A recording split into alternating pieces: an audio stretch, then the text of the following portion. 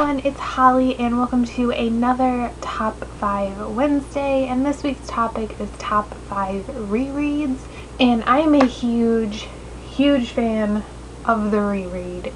I haven't been doing it as much lately just because I've been getting so many books, but even just a few years ago, that's what I did. I just reread books all the time.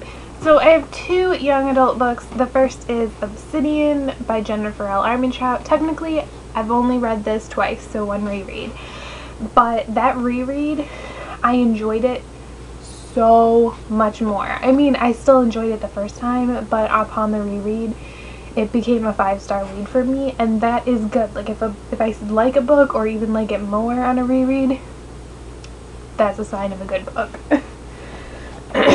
Similar is Crash Into You. This I've also only read twice, but I picked it up the second time, because the first time I read it straight through.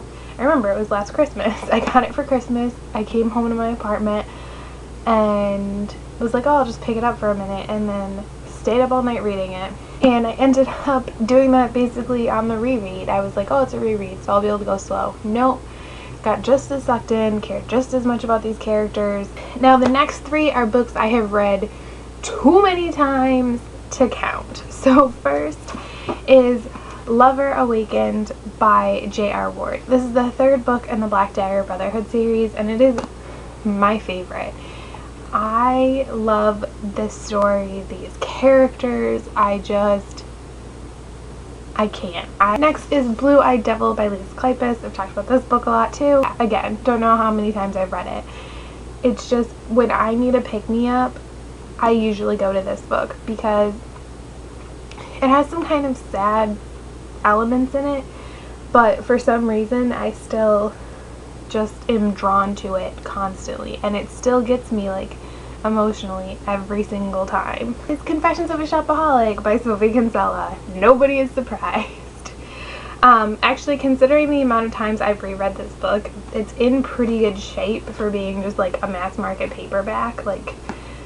The spine is cracked, of course, but it's not that bad. It does have some sun bleaching. That was my fault, though. I never get tired of spending time with Becky Bloomwood, and this is the one I go to. I don't go to the other books. I mean, I've reread the other books. Well, not all of them. I haven't reread Mini Shopaholic, but this is still the one I come back to time and time again.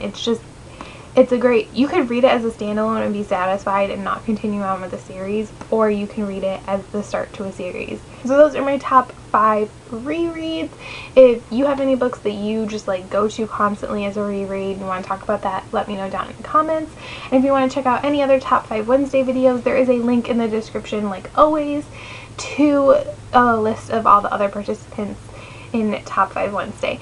Thank you so much for watching. Bye!